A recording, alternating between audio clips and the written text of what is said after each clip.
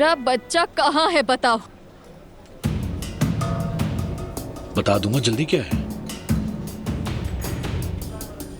मेहमत, अब बस भी करो। मैं तंग आ गई हूँ तुमसे। कहा था मेरा बच्चा मुझे दे दोगे। मुझे मेरा बच्चा चाहिए। बताओ मुझे, कहाँ है मेरा बच्चा?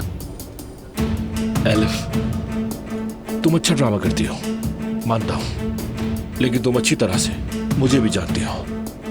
मुझ पर तुम्हारी ये चालें नहीं चलेंगी। बैठकर बात करो।